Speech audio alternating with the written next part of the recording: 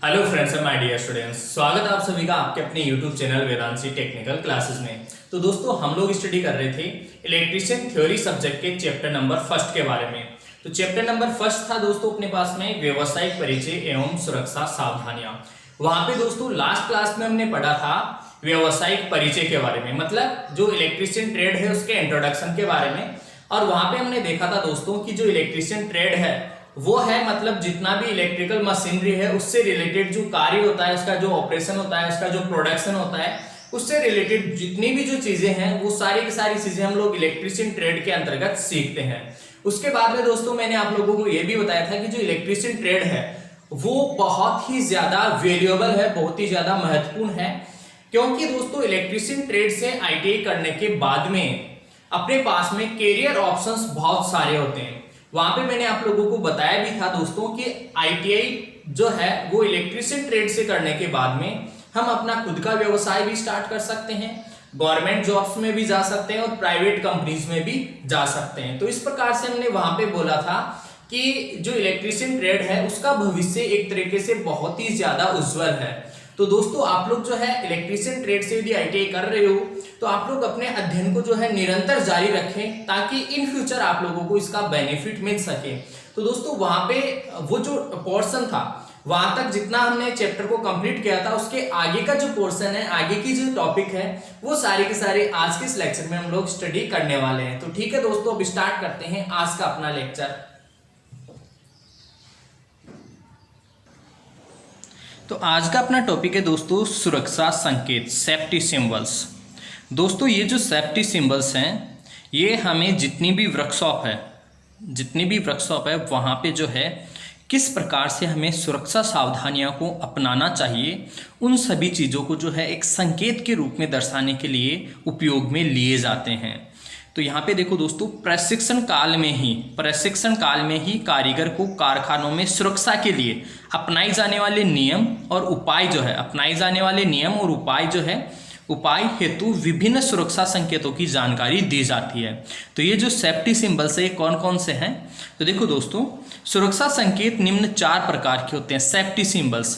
दोस्तों यहाँ पे थोड़ा सा अच्छे से समझने की कोशिश कीजिएगा। ये है सेफ्टी सिंबल्स। एक आप लोग पढ़ोगे इलेक्ट्रिकल सिंबल्स में आप लोग जैसे विभिन्न प्रकार की जो डिवाइसेज है, युक्तियां हैं, उनके सिंबल्स पढ़ते हो, ठीक है। वो अलग सिंबल्स हैं, वो अलग तरीके के हैं। जैसे मान लो बल्ब का संकेत वहां पे पढ़ोगे, पंखे का संकेत पढ़ोगे, लेकिन ये जो सिंबल्स हैं ये है सुरक्षा संकेत, सेफ्टी सिंबल्स। मतलब अपने जो पर्सनल सुरक्षा होती है, जो व्यक्तिगत अपनी जो सुरक्षा होती है उससे रिलेटेड ये संकेत हमें देते हैं, ठीक है। तो ये सुरक्षा संकेत जो है निम्न 4 प्रकार के होते हैं, 4 टाइप्स के होते हैं सेफ्टी सिंबल्स। फर्स्ट है दोस्तों निषेधात्मक, प्रोहिबिशन, निषेध, मना करना, किसी चीज को, किसी काम को करने के लिए मना करना, उसको इंग्लिश में बोलते हैं दोस्तों प्रोहिबिशन। या फिर दोस्तों इसको जो आप लोग प्रोहिबिटिव सिंबल्स भी कह सकते हो, या फिर मनाही वाले संकेत, मनाही मतलब मना करने वाले, ठीक है। सेकंड होते हैं दोस्तों अनिवार्य, मैंडेटरी, अनिवार्य मतलब कंपलसरी है, ये तो बहुत ही ज़्यादा कंपलसरी, जैसे है ना गाड़ी चला रहे हैं तो हेलमेट पहने, ये क्या है, मैंडेटरी है। या आदेशात्मक, ये संकेत जो है आदेश देते हैं हमें किसी चीज़ को करने से पूर्व, ये चीज़ जो है सुरक्षा के लिए इस चीज़ का इस्तेमाल करो, इस चीज़ का ये आदेश देते हैं हमें। या फिर दोस्तों इसी को जो है सकारात्मक संकेत भी कहते हैं, ठीक है। ये नाम याद रखना है इनका, देखो अनिवार्य, आदेशात्मक या सकारात्मक एक ही है, ठीक है। नेक्स्ट है दोस्तों चेतावनी संकेत, और उसके बाद में सूचनात्मक, चेतावनी, वार्निंग देते हैं दोस्तों, जैसे खतरे की घंटी है ना, तो क्या होगा, चेतावनी हो गया ना। सूचनात्मक, इंफॉर्मेशन देंगे, इंफॉर्मेशन, जैसे यहाँ पे हॉस्पिटल है, यहाँ जो है शौचालय की व्यवस्था है, जैसे महिला पुरुष प्रसाधन ऐसे होता है ना, तो ये सारी चीजें जो है सूचनात्मक संकेतों के अंतर्गत आती है। तो अब यहाँ पे 1 बाय 1 जो है इन चारों को हम डिटेल से स्टडी करेंगे, ठीक है। तो फर्स्ट सुरक्षा संकेत में है दोस्तों अपने पास में निषेधात्मक, प्रोहिबिशन संकेत, ठीक है। इनका आकार होता है दोस्तों वर्ताकार, देखो आकार देख पा रहे हो आप लोग, वर्ताकार होता है। आकार कैसा होता है दोस्तों, वर्ताकार, ये भी वर्ताकार है, ठीक है। आकार वर्ताकार होता है। बॉर्डर व क्रॉस बार, लाल रंग का इसका जो बॉर्डर है और क्रॉस बार है, इसका बॉर्डर और क्रॉस बार, क्रॉस बार, ये जो लाइन है ना, ये लाइन इसको बोलते हैं क्रॉस बार, ठीक है। ये दोनों किसके होते हैं? लाल रंग की, बॉर्डर व क्रॉस बार लाल रंग का, सफेद बैकग्राउंड पर काली, यहाँ पे दोस्तों काली है, ठीक है। ये जो लिखा हुआ है यहाँ पे ये काली है ना, थोड़ा सा हिंदी वीक है मेरा, तो इस पे ये मात्रा वगैरह ऐसे ही चलती है। सफ़ेद बैकग्राउंड पर काली आकृति बनी होती है, ये सफ़ेद बैकग्राउंड है बीच में और ये काली आकृति दिख रहा है आपको, काले पेन से बनाई है, मैंने भी कोशिश की है थोड़ा सा अच्छे से बनाने का से, ठीक है। तो ये जो आकृति है ये ब्लैक कलर की बनी होती है, राइट। तो यहाँ पे जैसे डू नॉट रन, दौड़ना मना है, नो स्मोकिंग, ठीक है, स्मोकिंग करना मना है। तो ऐसे जो मनाही वाले संकेत हैं वो सारे के सारे संकेत किस में आते हैं? निषेधात्मक में आते हैं, ठीक है दोस्तों, निषेधात्मक, ठीक है। ऐसे और भी बहुत सारे सिंबल्स होते हैं, जैसे बात करना मना है ना, बिना इजाज़त के अंदर प्रवेश करना मना है। तो ऐसे बहुत सारे ऐसे सिंबल्स हैं दोस्तों, आप लोग गूगल पे सर्च करके आप पढ़ सकते हो। आपके जो बुक्स है, बुक्स में भी इतने ज़्यादा गिवन नहीं है, बट आप लोग गूगल से यदि सर्च करोगे तो बहुत ज़्यादा सिंबल्स आपको देखने को मिलेंगे, राइट। इसके बाद में नेक्स्ट आता है दोस्तों अनिवार्य या आदेशात्मक, या फिर दोस्तों इनको जो है अनिवार्य या आदेशात्मक या फिर सकारात्मक बोल दो, ठीक है। इनका आकार जो है वृत्ताकार होता है। इनका आकार कैसा होता है दोस्तों? वृत्ताकार होता है। इनमें नीली पृष्ठभूमि पर सफेद संकेत बना होता है। देखो दोस्तों, ये है नीली पृष्ठभूमि, ठीक है। आकार तो वृत्ताकार हो गया, आकार वृत्ताकार होता है और ये नीली पृष्ठभूमि होती है, इस पे सफेद संकेत बना होता है। यहाँ पे भी आप लोग देख पा रहे हो, ये आकार वृत्ताकार है, नीली पृष्ठभूमि, सफेद संकेत बना होता है। यहाँ पे भी ऐसे, ये नीला, ये मैंने कलर किया नहीं है दोस्तों यहाँ पे, ठीक है। तो आप लोग ये जो पृष्ठभूमि है, ये पृष्ठभूमि नीली होती है, नीली पृष्ठभूमि, सफेद संकेत होगा, ठीक है। जैसे वियर हेड प्रोटेक्शन, सिर की प्रोटेक्शन के लिए पहनो, सिर की प्रोटेक्शन, सिर की सुरक्षा, अपना जो सिर है ना, खोपड़ी, उसकी सुरक्षा के लिए पहनो। वियर मतलब पहनना, वियर फुट प्रोटेक्शन, फुट मतलब पैरों की सुरक्षा के लिए, जैसे जूते वगैरह पहनो। वियर हैंड प्रोटेक्शन, हाथों की सुरक्षा के लिए ग्लव्स पहनो, ठीक है।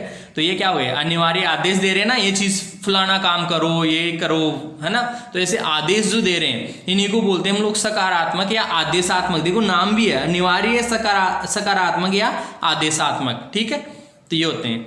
इसके बाद में नेक्स्ट आता है दोस्तों चेतावनी संकेत या वार्निंग सिंबल। चेतावनी संकेत या फिर इनको वार्निंग बोल देते हैं इंग्लिश में ना, चेतावनी को वार्निंग बोलते हैं इंग्लिश में। इनका आकार त्रिभुजाकार तथा पृष्ठभूमि पीले रंग की होती है। आकार कैसा होता है? त्रिभुजाकार। इनकी पृष्ठभूमि ये पीला कलर, दोस्तों ये एक्चुअल में बिल्कुल पीला तो नहीं है, लेकिन पीला कलर का जो है पेन अवेलेबल नहीं था मेरे पास, तो आप लोग समझने की कोशिश करना। ये जो है ये पूरा का पूरा त्रिभुजाकार और ये बेस इसका जो पृष्ठभूमि है, ठीक है, ये किसका होता है? पीला कलर, येलो कलर ही होता है। इसके ऊपर जो है काले रंग की, इसके मध्य में काले रंग का संकेत बना होता है, इसके बीच में जो है काले रंग का संकेत, जैसे आप देख पा रहे हो सभी में काले रंग का संकेत बना हुआ है, राइट, ठीक है। इन संकेतों के माध्यम से किसी खतरे की चेतावनी दी जाती है। इन संकेतों के माध्यम से खतरे की चेतावनी, हम नाम से पता चल रहा है चेतावनी, वार्निंग है ना किसी खतरे की, जैसे रिस्क ऑफ फायर, आग का खतरा, रिस्क ऑफ इलेक्ट्रिक शॉक, विद्युत झटके का खतरा, है ना। लेजर बीम का खतरा, आपको पता है लेजर बीम भी बहुत ज़्यादा हार्मफुल होती है अपनी बॉडी के लिए, राइट। तो वो क्या है, उनसे वो भी रिस्की होती है कई जगह, जैसे रेडिएशन वगैरह निकलती है। General warning, risk of danger, मतलब ये है जनरल वार्निंग है दोस्तों, कहीं पे भी खतरा होगा ना, जैसे रिस्क ऑफ डेंजर, खतरा है ना, रिस्क ऑफ किसी भी चीज़ का ऐसा है ना, तो ये जनरल वार्निंग होती है दोस्तों। आप इसको समझो, ये जनरल वार्निंग है। जनरल वार्निंग अगर ऐसा संकेत है, मतलब किसी भी चीज़ का खतरा, वहाँ पे कुछ ना कुछ खतरा है, बताएगा नहीं वो किस चीज़ का खतरा है, लेकिन वहाँ पे खतरा जरूर है, ठीक है। तो ये इसको बोलते हैं जनरल वार्निंग, ठीक है, राइट। तो आई होप आप लोगों को समझ में आया होगा। इस चीज में ना त्रिभुजाकार होता है आकृति, पृष्ठभूमि पीली होती है, काले रंग का संकेत बना होता है और ये किसी भी खतरे की चेतावनी के बारे में हमें बताते हैं। नेक्स्ट आता है दोस्तों इसके बाद में फोर्थ वन, सूचनात्मक संकेत, इंफॉर्मेशनल, इंफॉर्मेटिव बोल दो या फिर इंफॉर्मेशनल बोल सकते हो, इंफॉर्मेशनल सिंबल, सूचनात्मक, सूचना देते हैं दोस्तों, है ना। इनके द्वारा विविध प्रकार की सूचनाएं दी जाती है, सूचनाएं। इनका आकार वर्गाकार होता है, आकार जो है वर्गाकार होता है, वर्ग के जैसा, ना वर्ग के जैसा। दिखने में आयताकार लग रहे हैं बट वर्ग के जैसा लगभग ऑलमोस्ट होता है। इनमें हरी पृष्ठभूमि, ये जो पृष्ठभूमि है दोस्तों ये कैसी होती है, हरी पृष्ठभूमि पर सफ़ेद रंग की आकृति होती है। जो पृष्ठभूमि है ये पूरी की पूरी हरी होती है और ये जो बीच की आकृति है सफ़ेद होती है। ठीक है, समझने की कोशिश करना।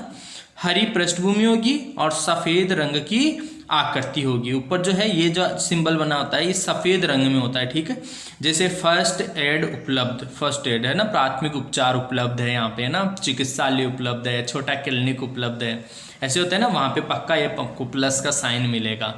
आपदा द्वार, ये जैसे इमरजेंसी गेट होता है ना, इमरजेंसी गेट, उसके लिए ऐसा सिंबल बना होता है कि हाँ यहाँ उपलब्ध है, ये इमरजेंसी गेट बनाया गया है। तो ये सारे के सारे क्या है, एक तरीके से सूचनात्मक संकेत होते हैं।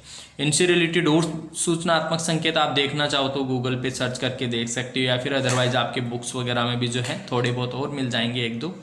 राइट, नेक्स्ट देखो दोस्तों, इसके बाद में नेक्स्ट दोस्तों, ये आपके एग्जाम्स की दृष्टि से इतना ज़्यादा इंपॉर्टेंट नहीं है बट आप लोगों को नॉलेज होना चाहिए इस बात का। ठीक है, और टॉपिक है दोस्तों अपना कृत्रिम श्वास क्रिया, आर्टिफिशियल रेस्पिरेशन। रेस्पिरेशन का मतलब होता है दोस्तों श्वसन क्रिया, रेस्पिरेशन। आर्टिफिशियल मतलब कृत्रिम।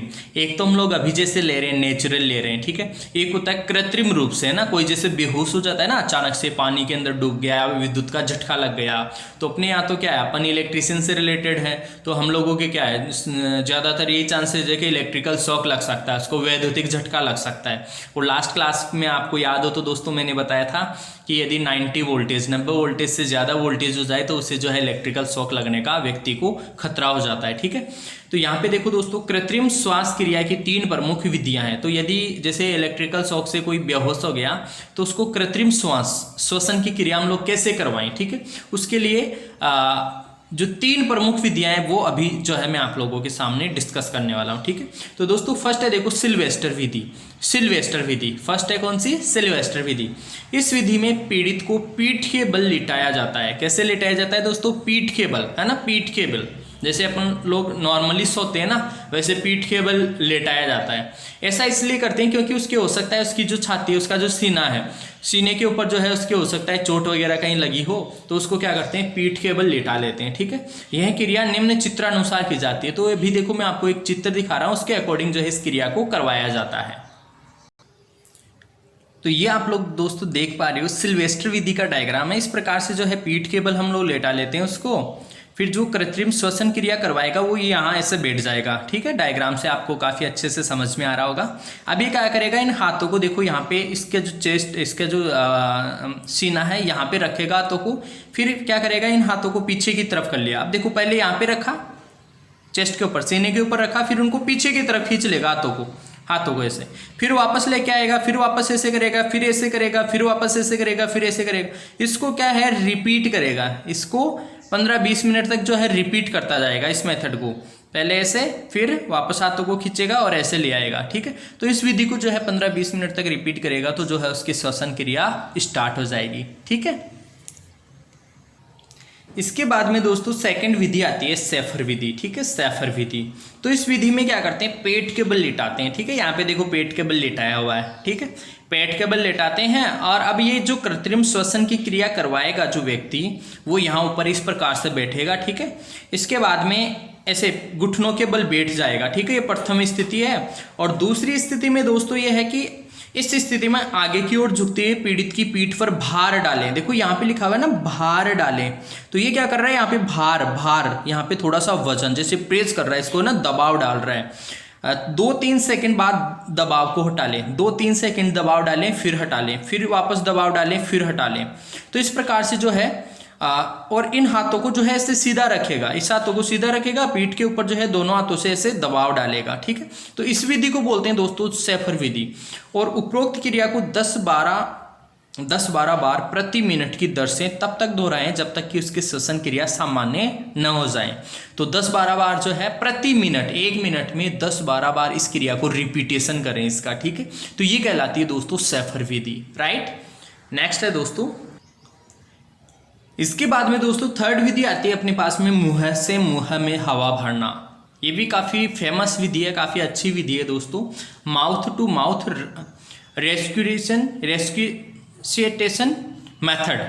रेस्क्यूटेशन मेथड। ठीक है, माउथ टू माउथ तो इसमें क्या करते हैं दोस्तों, सबसे पहले तो जो पीड़ित है उसको ऐसे लिटा लेंगे और इसमें जो पीठ नीचे है वो तकिया वगैरह लगा लेंगे और तकिया लगाने के बाद में मुंह थोड़ा पीछे की ओर ले जाएंगे। इस मुंह को जो है हल्का सा पीछे की तरफ लेके जाएंगे और सबसे पहले पीड़ित का मुंह अच्छी तरह साफ करेंगे। हो सकता है कोई व्यक्ति जैसे जर्दा वगैरह खाता हो, गुटखा वगैरह खाता हो, तो सबसे पहले जो है उसके मुंह को साफ करेंगे। अब उसके खुले मुंह पर महीन कपड़ा रखकर एक हाथ से उसकी नाक बंद करके, ये स्पेशली याद रखना दोस्तों कि जो कपड़ा जो मुंह है ऐसा नहीं है डायरेक्टली आप मुंह में मुंह लगा लोगे। बीच में क्या करना है कि आपको कपड़ा लगाना है। जैसे कोई मान लो एक अच्छी हल्की रुमाल हो गई या फिर जैसे हल्का सूती कपड़ा आता है ना, वैसा कपड़ा लगाकर फिर श्वसन क्रिया स्टार्ट करनी है और नाक को बंद करना है। तो जोर से आपको क्या करना है, फूंक मारना है इसके अंदर,